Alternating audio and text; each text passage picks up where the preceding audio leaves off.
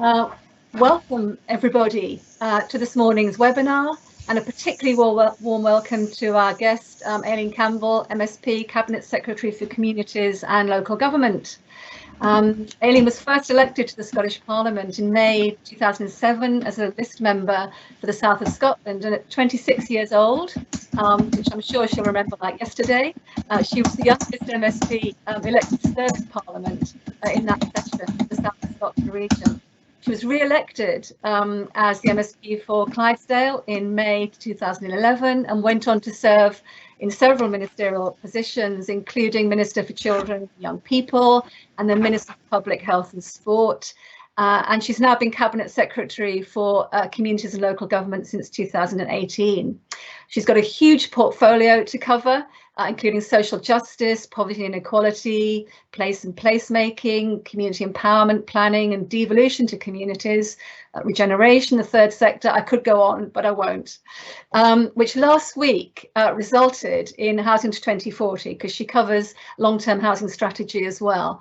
And Housing to 2040 sets out the Scottish Government's ambition for the housing system we will have in 2040, in 20 years' time, and commitments to the actions they will take to get there with so many other partners, including obviously the social housing sector.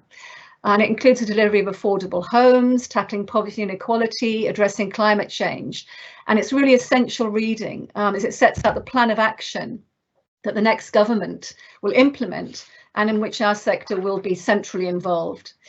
We've welcomed the strategy. It has the ambition we need to achieve the ambition we've got as a sector, especially that everyone has a safe, warm, affordable home now and in the future.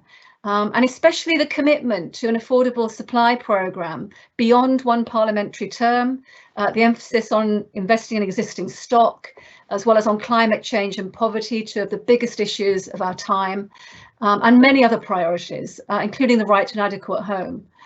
There are huge unknowns and challenges in how we're going to achieve much of it and how government's going to achieve it. But if the last year is anything to go by, unknowns and challenges won't stop us. So we're delighted to have the Cabinet Secretary here today, particularly when everything's so busy, she's so busy, and we're so close to an election, to talk to us about Housing to 2040 and have the opportunity to ask questions and engage in the debate. So just very briefly, before I ask Cabinet Secretary to say a few words, she'll speak for about 10 minutes or so, then we'll have an informal conversation based on what she's said about Housing to 2040 generally. And there's an opportunity for all of you to ask questions through the Q&A function, which I'll do my best to keep up with. Audio is not enabled and neither is the chat function, so just use the Q&A function.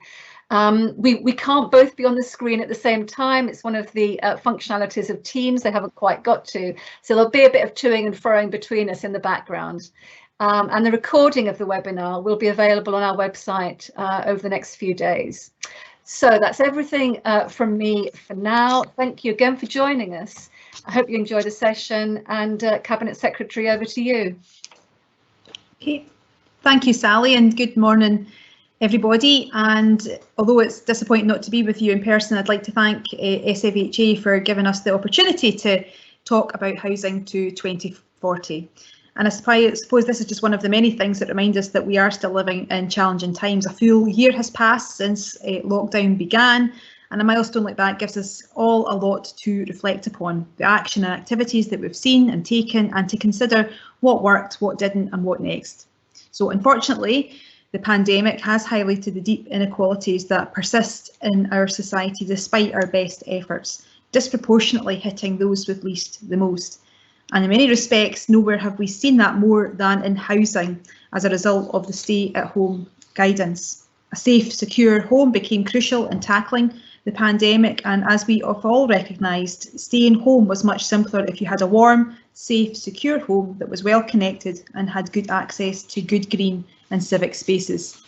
Yet, in amongst the challenge and trauma caused by the pandemic, we have been profoundly impressed time and again, and said it many times, by the housing sector's resilience, its creativity, its humanity, and its partnership in meeting the challenges that emerged from the pandemic head on.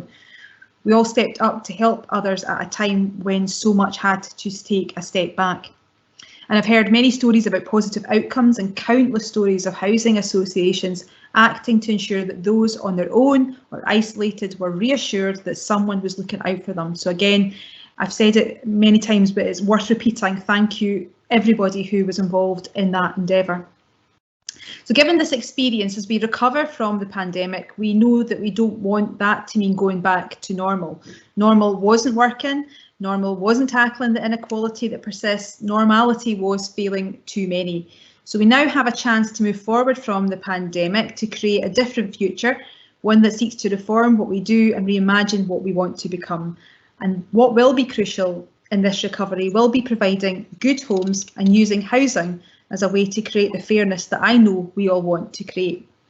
We all know how important housing is for creating a fairer Scotland. That was why we had already embarked upon developing an approach to help shift and change our housing system so that it would work for everyone. The pandemic has amplified the crucial need for good housing, and so publishing Housing to 2040 has never been more necessary. And as you know, Housing to 2040 is Scotland's first ever long-term national housing strategy with a vision for what we want housing to look like and provide to the people of Scotland in 20 years' time. Importantly, the development of our approach has been open and consultative, with extensive engagement across organisations and communities across Scotland. We also engaged widely across other government portfolios, and that was absolutely critical in ensuring the multiple positive outcomes that can be derived from good housing were understood. Working collaboratively across portfolios will be critical for ministers to translate the ambition of this document into a reality.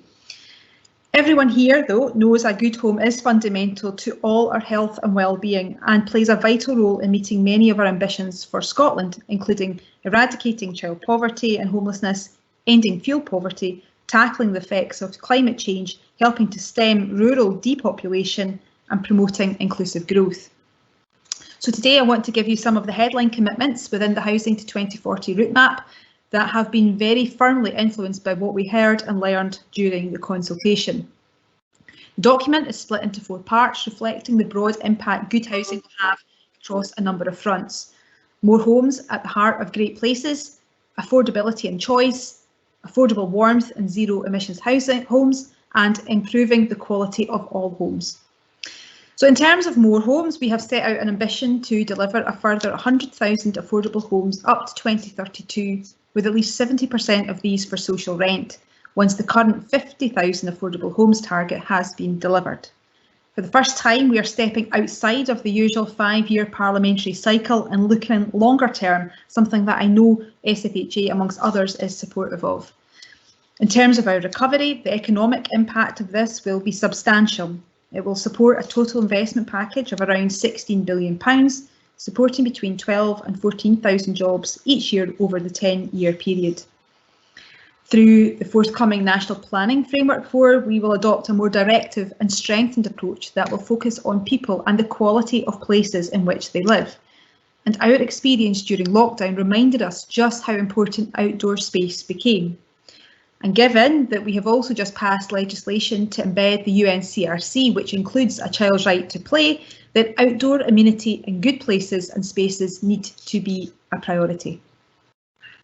And we have much to build on here to make an immediate start on this work. This year we will establish a £325 million place-based investment programme over 5 years, which will contribute to our ambitions for community-led regeneration, town centre revitalisation and 20-minute neighbourhoods. It will also help us drive forward community wealth building, something social housing providers are often doing already, and we can support them to do more of. Housing to 2040 is also a strategy for all of Scotland. Many of our ambitions in Housing to 2040 will bring benefits to rural and island communities, sustaining rural economies, addressing depopulation and helping young people to stay in rural areas if that is what they want to do. And as a farmer's daughter who currently represents a rural constituency, it was important to me that we had a strong focus in recognising this. And given the recent shifts in working patterns, there is also opportunity for our rural areas to embrace as long as we get digital connectivity right.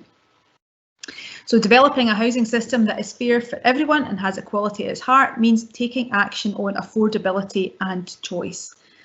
Our aim is for everyone to have access to a home that is affordable and have choices about where they live, no matter what tenure they live in. The right to an adequate home speaks to the system that we want to create, the values that we hold as a government, and the type of country we want Scotland to be. This was something the Social Renewal Advisory Board and the Housing Systems Policy Circle, to which Sally made a huge contribution, called for us to include in Housing to 2040. To establish the best way to make this a reality, we'll begin this year by carrying out a comprehensive audit of our current housing and homelessness legislation. And there is no greater challenge to housing as a human right than homelessness. Rapid rehousing transition plans embody how the approach set out in our 2020 Ending Homelessness Together action plan is being delivered in local areas. Our aim is to prevent and end homelessness for good, and for this to be an established part of the housing system and wider public services. And in terms of the rented sector, Housing to 2040 commits to developing a rented sector strategy with tenant participation at its heart that will seek to improve accessibility, affordability and standards across the whole rented sector. And we look forward to the contribution of those here today who will want to make to that ongoing work. Local authorities need to be able to tackle unreasonably high rents, so we will also reshape the existing rent pressure zone legislation to make it an effective tool for them to use.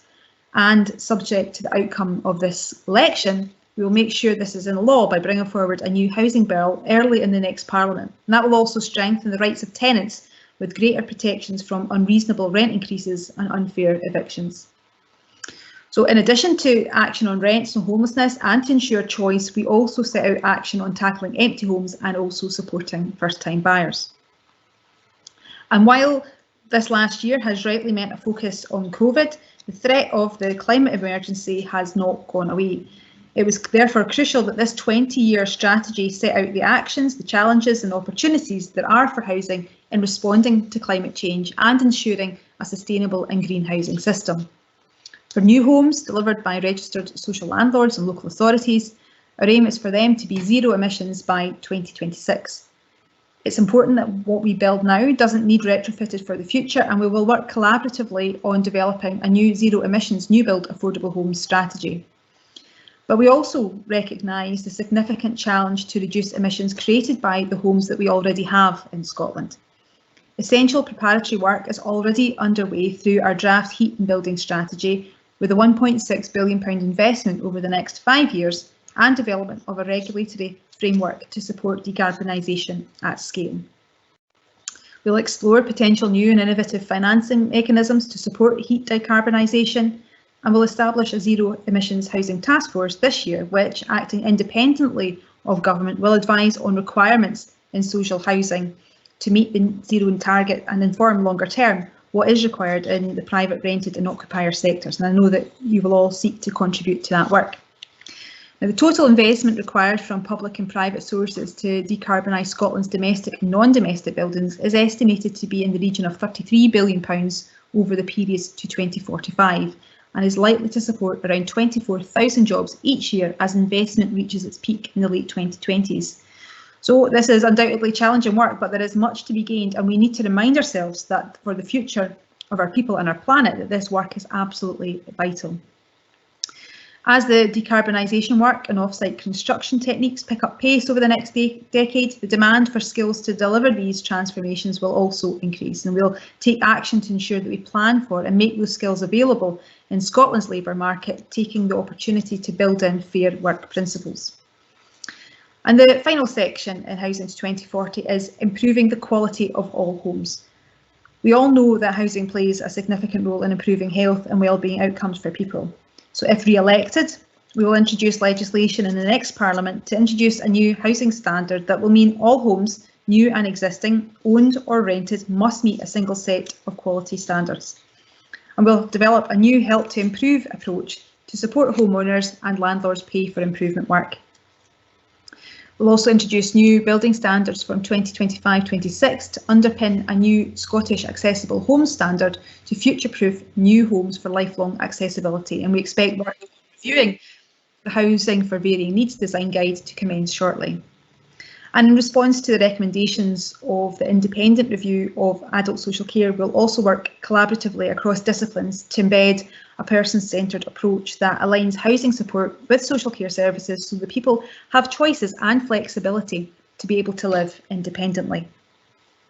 So the strategy covers a lot and is in places very technical and specialist, but really what it comes down to is recognising that a good home for everyone is one of the best ways that we can achieve our aspiration for a fairer and equal Scotland.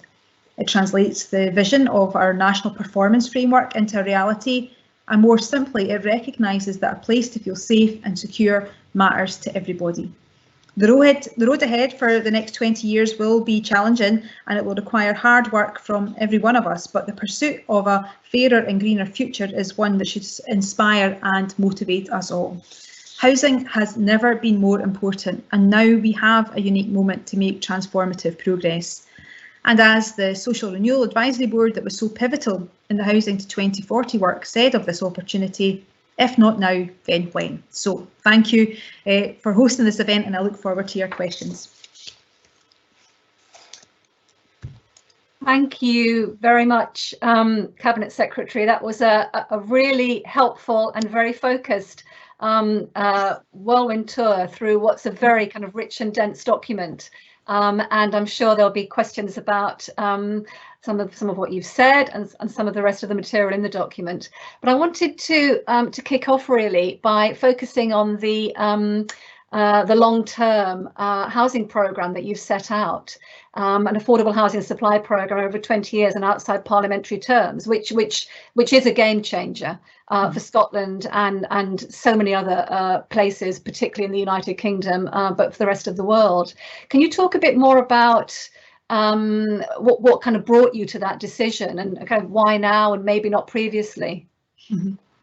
So I think that this has always been something that I think the sector has also asked of us. I think there was a real demand and drive for greater certainty and clarity about the housing commitment beyond the 5 years, recognising how challenging it can be to get housing done in that space of time as well, and also reflecting that a 5-year parliamentary cycle is doesn't necessarily fit well with building, constructing houses, planning for new houses, and it doesn't fit into real life. And so there was a real necessity, I think, for us to think long and hard about how do we give that commitment over a longer term, which is one I think is shared across, I hope, across all the Parliament, and that's why we wanted to make sure that we got out of this.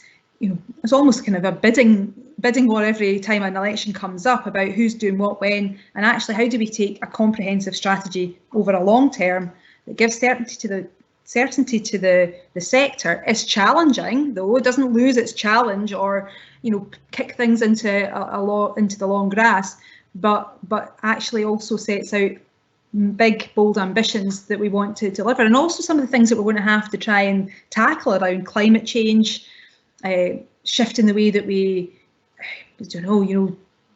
build up the skills that are required to take the strategy forward. Some of that will take time, and some of the issues that we've set out within the document are challenging and tricky and will require us to build momentum with people and communities as well. So it will require time and it will require effort, and one of the best ways I think as well to enable us to make progress on some of those trickier issues is to do so at a pace that enables us to bring people with them. Yeah, I think, obviously I'd agree with all of that, and I think the result that we've got in terms of that long-term housing strategy is going to do all those things that you've said in terms of certainty, reducing the risk that organisations feel in terms of getting into private investment arrangements, but also in terms of giving a certainty to the people of Scotland that the safe, warm, affordable home is central to the country's ambitions, and it's something that's possible. It's achievable for them, which previously it was, but not to the same degree. So I think that really is fundamental.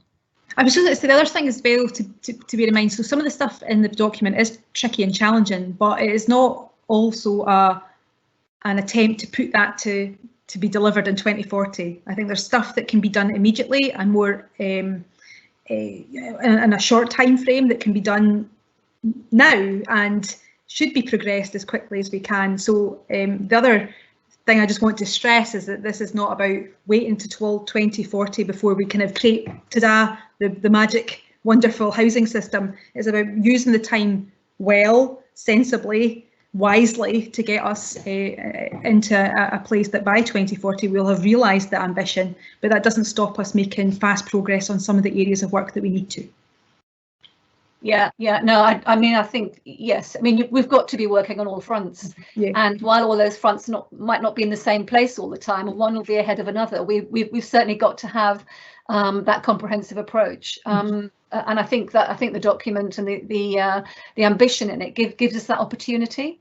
I had a question about the extent to which the experience of the pandemic has influenced the document. I mean, originally, 2040 was proposed way back when, certainly way before the pandemic, and the pandemic has overtaken all our lives in so many ways, and with so many kind of end results and outcomes and experiences.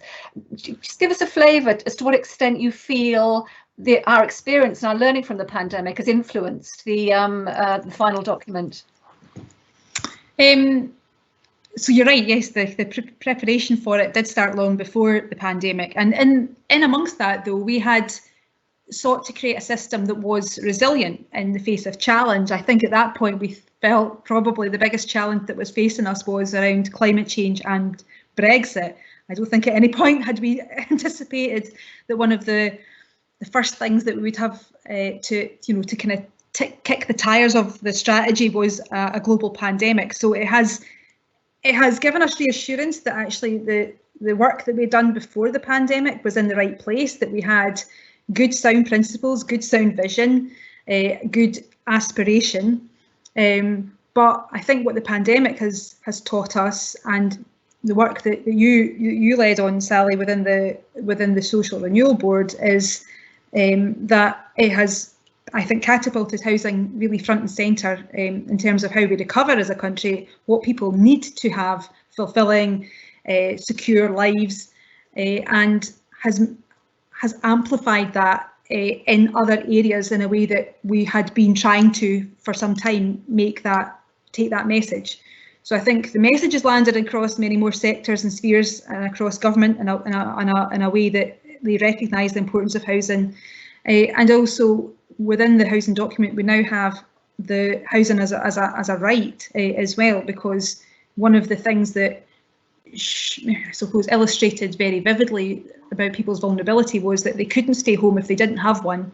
They couldn't stay safe if they felt their housing wasn't secure and safe, and therefore I think, like many pandemics that have happened through the course of history, we have to use this moment, this shared moment, to think about, well, how do we fundamentally change that going forward, so that if we have, heaven forfend, anything to endure in the future, that we have a properly resilient housing structure where people feel safe and that housing is recognised as a right. So, and also the further kind of testing with communities of experience that happened as a result of the Social Renewal Board was also critical in just, again, fine-tuning the approach going forward. Yeah, I think the I mean, certainly speaking from my work involved with the Social Renewal Advisory Board, the access and the incorporation of what we've come to call lived experience, has been absolutely essential as a really important touchstone, both to make sure we're on the right track with what we're thinking, but also to show us different tracks and different ways of thinking. So I can absolutely see the quality of that lived experience and that influence and information coming through the Housing to 2040, and I think that gives it a kind of an authenticity, I suppose I put it like that, which I think is absolutely essential for certainly for a 20-year strategy. Another question that I had before I come to some of the questions in the question and answer feed The document contains many opportunities for the sector, as you've just explained and talked about, and of course challenges, not least in terms of prioritising investment and what we do first, what we do second, what we do third, what can we do all at once, and what do we have to wait to do. Can you talk a bit about how you think government might want to engage with the sector in the next government, in the next parliament, to make sure that we can, you know, fight on all fronts, if you like, and make the most of our collective strength? I guess in terms of the ambition around net zero emissions, you know, we've already set out that we want to have and set up a body that's independent of government to help advise us. So I guess that then ensuring that we continue that consultative approach by listening to the experts, listening to your views, and helping us to get those actions and activities right. And you know, we've set out, as I've said, and you've said as well, that in the document about how this document will spread and reach itself into other areas, and climate change is absolutely one. And there's huge potential, there's huge challenge there, I think what we need to do is what we've always done, is just work together, making sure that, again, that the minister in this post after the election works hard across government and other ministers to make sure that they recognise and continue to recognise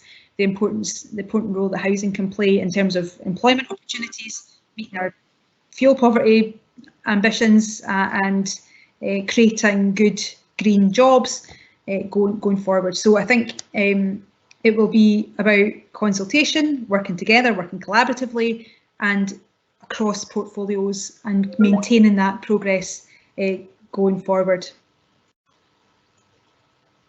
And it won't just be with the sector. I think as well, it's about making sure that we continue to engage with people and communities themselves as well, which will be absolutely critical. And I think we've set out within the document a number of ways in which we want to achieve that engagement. Yes, and I think, yeah, and I think to keep going with the kind of pandemic stepping up that we've all done in terms of engaging with communities. It was there before in the housing sector. It's always been there. It's a fundamental part of what the housing sector, social housing sector, does. But I think the degree to which we've all had to kind of step up on that and really go above and beyond what we normally do has, as I think, you know, taught us a lot about what we need to do in the future, and not least because people and communities expect much more engagement, consultation, active involvement with their lives and the organisations that affect their lives, and we must respect that. Yeah, I think as well, you know, housing associations have very visibly as well in response to the pandemic shown how much of a community anchor they are and how pivotal they are for connected communities, to keep communities cohesive, to make sure that communities feel supported. And again, it just further amplifies the importance of housing, and the structures around and the infrastructure around housing is for well-being. And that's one of the big messages from the Social Renewal Board, isn't it? Is that it's around how do we maintain some of that and not let that slip back, and support that work, not needing always the prompt of a pandemic to make it happen. No, absolutely. It needs to become, I won't use the phrase new normal because it's an awful phrase to use, but it needs to be embedded. It needs to become the way we do things in the future. I've got a couple of questions on a bit more of the detail of the Housing to 2040. Question about decarbonisation. So kind of contradiction, I suppose, between the imperative for decarbonisation and reduction of fuel poverty, set against maybe the electricity companies increasing prices, not having the same objectives, but kind of reporting to their shareholders. Given their growing share of the future heating markets. Mm-hmm. So again, this is where I think the whole tensions need to be aired, and that's why we need to work again across the different disciplines to make sure that we can get actions right. And it's something that I know that myself and Kevin have been making the case about, the pursuit of our climate change ambitions, they can't be at the expense of putting people under greater financial pressure, people who are experiencing fuel poverty, and those tensions are really difficult to resolve, and that's why we need to take an approach that is consultative. The task force that the Zero Emissions Social Housing Task Force will be really helpful in helping us to steer us through the right path. We'll also need to make sure that whatever we do in this space doesn't increase people's fuel bills. We'll also need to think about how do we draw in extra resources that are not just from the public purse, but also private resources as well to help fund and support some of this. So it's going to be tricky, difficult. We have, though, to do it because we've set ourselves in the climate change emergency. It requires us to take swift and direct action, but that has to be balanced up against people's lived experience and how they are supported to cope with the changes that will happen. And it will be taking us into territory that will kind of go over the threshold of people's houses, and therefore we need to work well and collaboratively with our communities again, which will take time and effort, but it will be worth it, I think.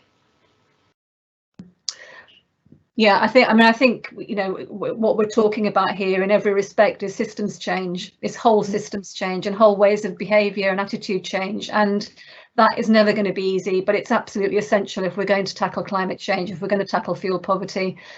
So a big ask, but it's one we need to step up to.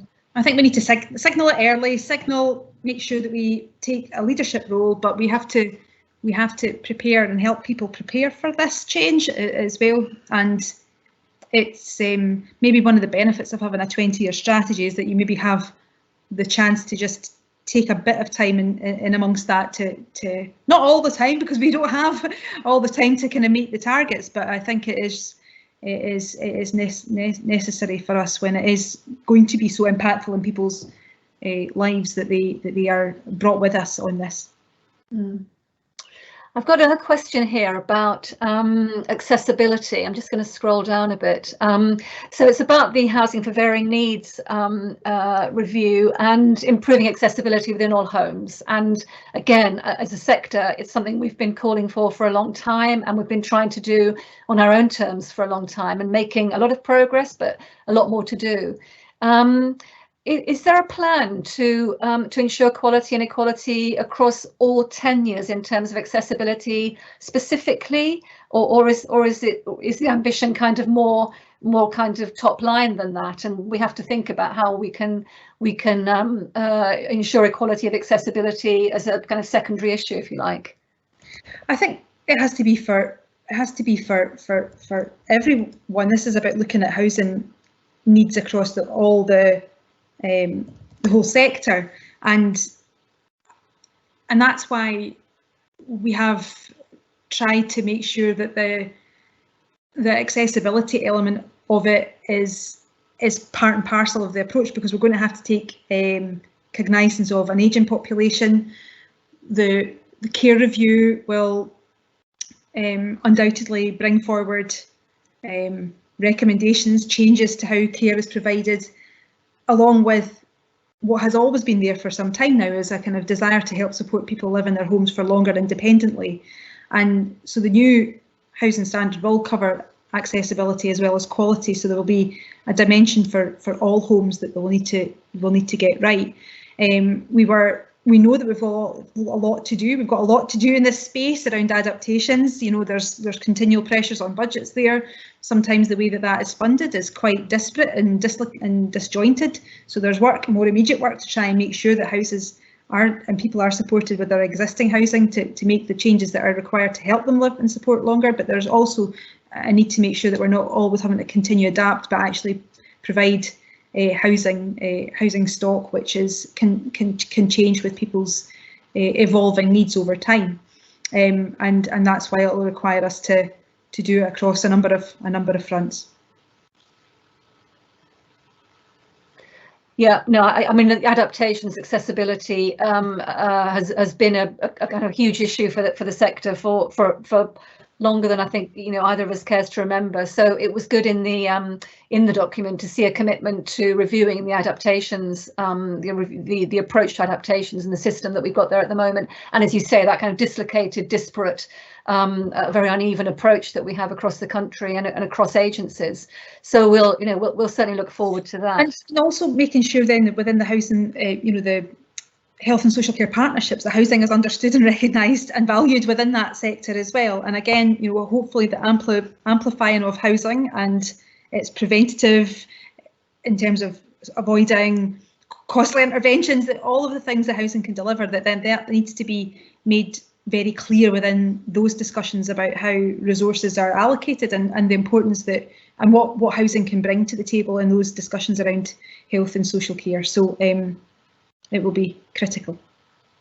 Yes, it sometimes feels like that relationship is a lifetime's work, which we never we never quite get to. But that's the nature of hard things and keeping going. But we certainly will. It's absolutely vital that we look to integrate more and more those disciplines.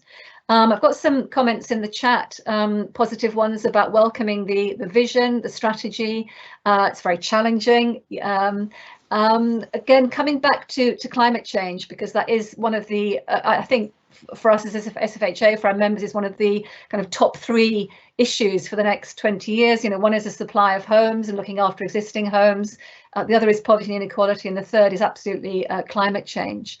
Any thoughts that you think the Scottish Government might have or might need to explore around financing for the climate change challenges that we've got? Mm-hmm.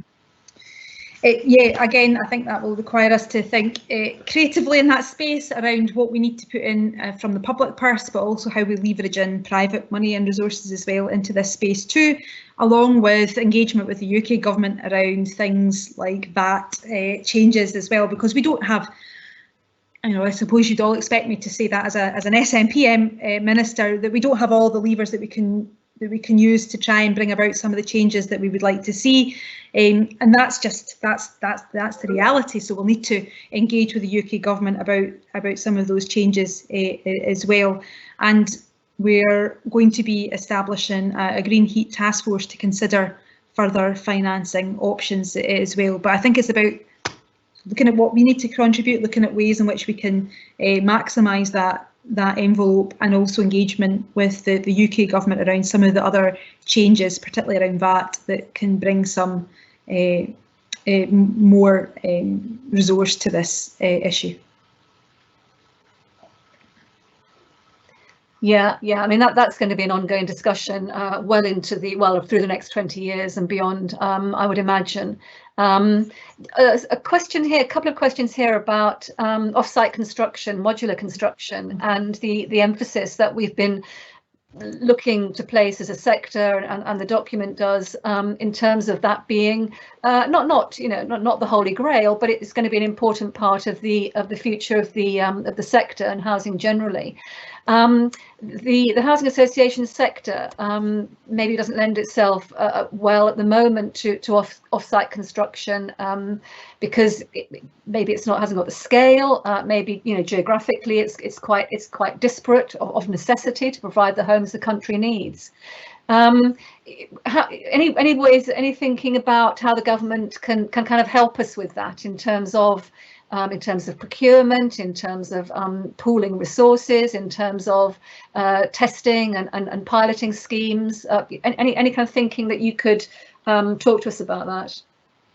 Yeah, I think there's real optimism, I think, in what off-site construction. Well, I think there's optimism. There should be optimism in what off-site construction can bring to the sector. I think in terms of the standards that it can deliver for housing stock, and the jobs but that it can create as well, and also about, and this is going back to some of the things that we heard from Professor Sean Smith's report that he was commissioned to do around construction, is around how that can widen the pool of people who may have an interest in construction to get involved with that as a job. So I think there's lots of opportunity there, and I think there needs to be ways in which if the social housing sector and housing association sector feel that there are barriers there, then we need to work to identify what those are, overcome them, to enable you to test new ideas, test out new opportunities, and to reap some of the rewards around what off-site construction can bring, and also to make sure that suddenly becomes much more visible in terms of how people start to build houses, because I guess the more that people do this, then the more more interest that it will generate. I think there's also quite keen to explore or see the exploration around our timber and forestry as well. You know, Mr. Ewing, my colleague in the cabinet, is investing heavily in forestry as well. I know that we import a lot of our timber, so is there not a better way for us to join that much more effectively, so that we can use what we grow here to help support the construction of new homes for people across the country. And I think there's also opportunity as well, if when you're talking around procurement, community wealth building approaches, that tries to unpick some of the procurement opportunities. We've got the demonstrator site in Edinburgh around new methods and modern methods of construction that can help us take forward policy ideas to support your sector to capitalise on this. So there's a number of things that we can do, but I think if the barriers are felt, then we need to understand those barriers and overcome them, because I think the opportunities, if we can get there, are significant. Okay, I've got so many questions in the question and answer feed at the moment, so I'm going to try and just do the best I can to get through a couple more. Before, I wanted to just turn to some questions which recognise your personal commitment and contribution to Parliament over recent years, and particularly to the housing sector. So I do want to leave a bit of time for that. I've got a question here about for someone in the question and answer feed. The most radical thing that stuck out was the statement on house price stability and stopping housing being used primarily as a store of wealth. I mean, hugely ambitious, hugely forward-thinking from my point of view, and from a lot of the points of view in the sector. Can you talk a bit about, if at all, about the kind of policy measures that you might think might need people to put in place to achieve that? Yeah, I think it's one of these things that I think everyone has felt was necessary to put within the 20-year strategy, because I think that, we've seen how housing has shifted a bit from about it being somewhere that you can feel safe and secure in and you can enjoy to live in, and towards something that it generates resources and money and stores wealth. And how we try to rebalance that, and that will be difficult and tricky as well, but we think it's absolutely necessary in order for us to kind of progress a system that works for everyone.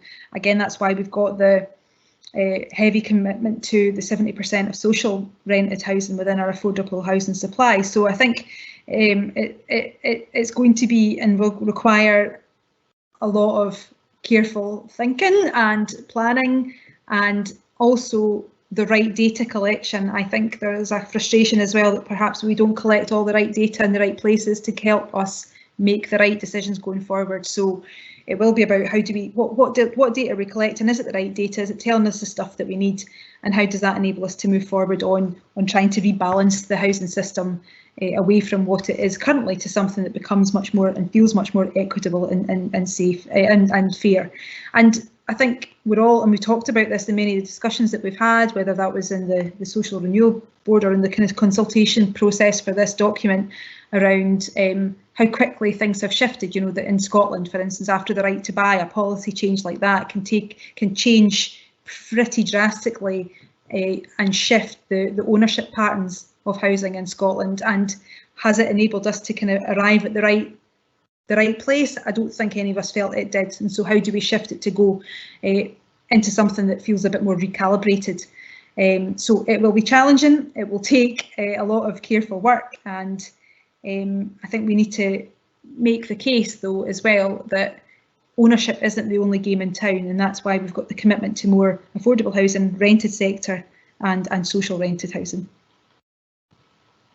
Yeah, and I think the only thing I'd add to that is that you are going with the flow, because home ownership is decreasing anyway, without governments or anybody doing anything. And I think there is something there about increasing and having a level playing field of choice. In terms of standards, in terms of accessibility, in terms of adaptability, which is the things that the document covers and we've covered in this discussion. So I think changing a system is always daunting, but it's never impossible. And particularly if you can kind of go with the flow of what people are wanting more and more, particularly I think younger people and older people, in terms of being able to have choice at the other end of life. Yeah, I guess as well, because that's the other thing as well. People use it to save money as well. So is that what other ways can we support people to save? And I've had some interesting discussions over the years with credit unions around affordable credit, all these types of things that are there that can perhaps kind of be in this space as well. Yeah. Question here about affordability. So attention, I suppose, is being expressed around wanting to rents to be affordable, for homes to be affordable, for utilities to be affordable. But then we've got increasing targets, increasing ambitions around quality, around standards, around reducing fuel poverty, child poverty, meeting zero carbon. So hugely ambitious targets. But wanting everything to be affordable at the same time, that's going to be a really difficult balancing act. Any kind of thoughts about how how we're going to be able to achieve that? Going forward on all fronts and being ambitious and achieving targets, but making sure that people can afford to come with us.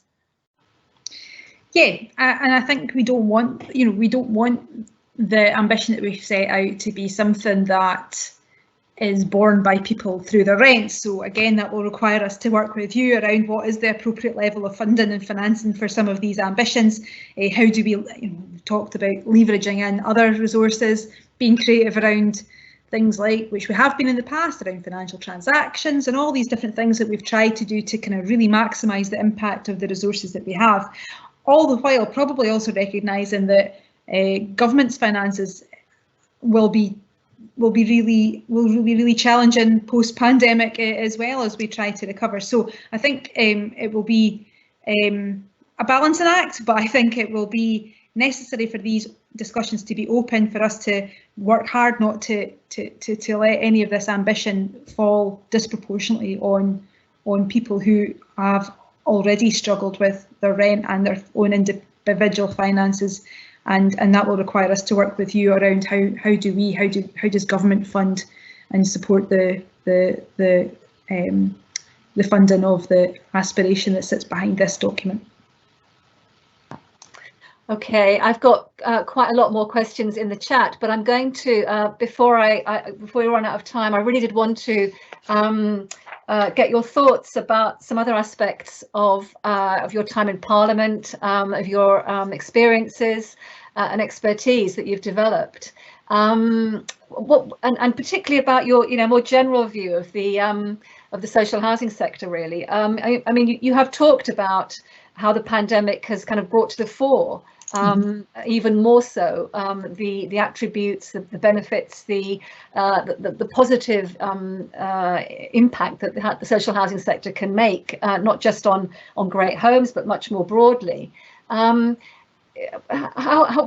else would you like to see the social housing sector kind of doing, or becoming, or expanding into, or working alongside? Well, I think there's a real there is a real opportunity, I think, to continue what we've seen from the social housing sector, and I would encourage whoever's in this chair after May to make sure that they are relentless in pursuing this agenda, because we've got, for instance, we've got I've mentioned it in my speaking remarks, the National Performance Framework, the aspiration for a wellbeing economy.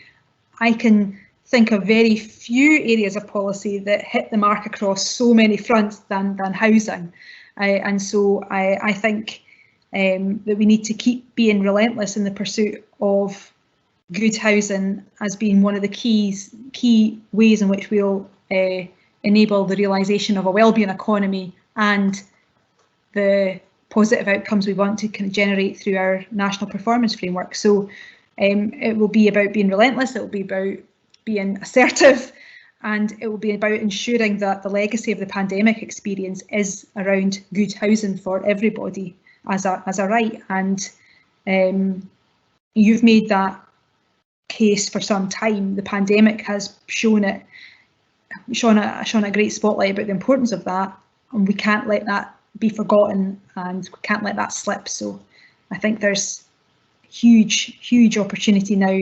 Hopefully Housing 2040 enables that to be nudged forward beyond parliamentary cycles, beyond party political disagreements, that there is something in that document for everyone to agree with and coalesce around, and that will hopefully ensure that housing is central to the recovery of the country. Yeah, I mean, I've worked in social housing for a long time, but I've certainly seen the penny drop, as I've put it a number of times, during the pandemic, with people who maybe weren't sure about social housing or what it did, or didn't quite understand what it could do. And I've certainly seen that kind of realisation as to the scope and the reach of what social housing can do on a social justice and fairness and equality basis. So we very much want to continue doing that to the absolute maximum extent that we can. Reflecting on your career, kind of stepping back from housing, or maybe not, because you may want to use housing to answer this, but what are some of the things that you're most proud of, and you look back on and you think, yeah, that was really worth my while, worth all the time and effort and the blood, sweat and tears to achieve? I think there was a lot of blood, sweat and tears. I'm sure any of the officials that are on this Zoom chat will kind of testify to the fact that the Housing 2040 document did take a lot of those to get it over the line, and with all the challenges that they faced. But I'm really proud of that document. I think it does talk about, it talks about the type of country we want to create. It has really tangible ways in which we can try and drive the progress on that, and it talks about fairness and equality, not just in the abstract, but in how we can actually make it happen, and housing being the key way in which we can make it happen. And I think it sets housing rightly as a key pillar in creating the fairer Scotland that we want. But there are other areas that I feel really proud when I look back at my time in Parliament, and I think the Scottish Child Payment's another one. I think we were under, and have been, and rightly under, a lot of pressure around child poverty figures. It's not always easy to make a dent in that when you're kind of continually firefighting against welfare reforms and benefit caps and all the rest of it that's going on. But we have now, we got to a place where we could, by myself and Shirley Ann Somerville working together to work and convince the rest of government that we needed to use our new powers positively for us to make a really determined, take a determined step to make a dent in child poverty and to do so through the Scottish Child Payment. And it does all the things that the Social Renewal Board have asked us to do. It's about making sure that we get money into people's pockets, give dignified approaches to tackling inequality, and give people autonomy and agency by not having it, not delivered through vouchers or schemes like that, just trusting people to get on and knowing that they know how to spend their money best. And my other area that I think I'm always and have always been proud about, and it happened fairly early on in my time as a minister, was the Children Young People Act.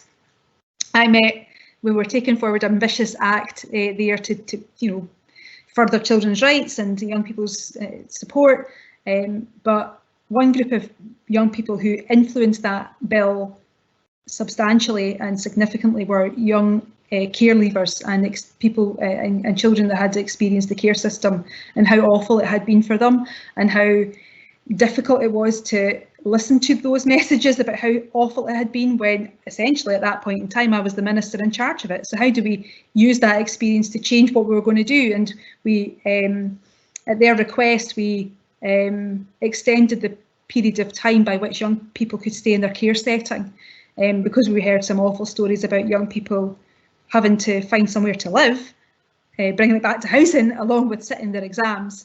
and that didn't sit right. That certainly, as a corporate parent, I wouldn't have let that happen to my own child, let alone these children that we have responsibility for. So being able to change that in direct response to the engagement we had with young people was something that was really special, and I could see how much it meant to them, because it restored a bit of faith and trust for them in the system that was supposed to be looking out for them. Now, these things, and I hope they have made an impact, but I suppose the key link for it all has been the engagement with people themselves, making sure that people can feel that they are part and parcel of the decision-making processes in Scotland, listening to people with lived experience of poverty, listening to people with that have gone through housing challenges, listening to people who have been care experienced. The thread that runs through them all in terms of landing on a good policy outcome has been listening and engaging and responding to, and for that to be continual and not just tokenistic. So those are the three things that I think I've been most proud to look back on, and hopefully more engagement can happen if the government takes on board the calls for action from the Social Renewal Board. Yeah, no, absolutely. No, I'll be looking out for that, and I'm hoping to see the government response to it very shortly. We're almost out of time, so I'm just going to ask you one final question. And given the achievements that you've had, given the ambition and the enthusiasm, the energy, the expertise that you've brought to your work, what are you most looking forward to, kind of outside of government? Oh, that's a quite good question.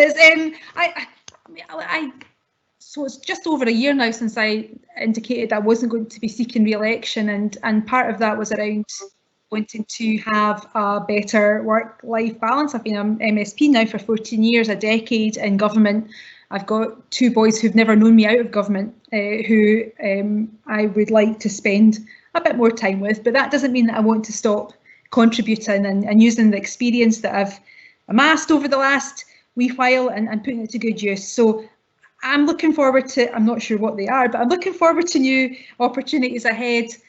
You know, I still need to find a job. I've told my mum that I need to remember, and amongst all my colleagues who are a wee bit older than me who are retiring, I actually am not retiring, and I need to remind myself that I need to get something to do after this. But I'm looking forward to maybe taking a bit of time and working out what next, and whatever that may bring. But I don't want to, I'm stepping away from frontline politics, but I won't step away from my interest in making hopefully a positive difference.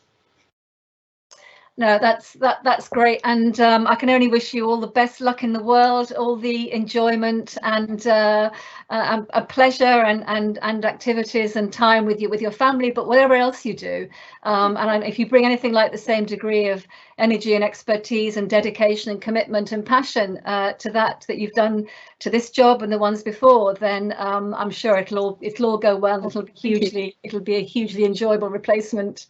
I will miss working with so many brilliant groups, yourself, the wider housing association networks. All the groups that I've met within every part of my portfolio have been inspiring, and I've learned so much as well. And this last year, my goodness, what an enormous amount of work you and all your colleagues and association colleagues have done. And again, just if it's the last chance to say it, a big thank you for everything. A big thank you from us too. We're sorry to see you go, and hope to see you again sometime in whatever capacity. So Aileen Campbell, Cabinet Secretary for Communities and Local Government, thank you very, very much for giving us your time today. Sorry we couldn't get to all the questions, those who've posed them. There's some great questions in the Q&A. We just couldn't get around to them in the time that we had. But thanks again, and we look forward to whatever comes next, and maybe in the future welcoming you back at some point. Maybe. Thank you very much. Thanks a lot. Thank you. Thanks. Bye now. Bye.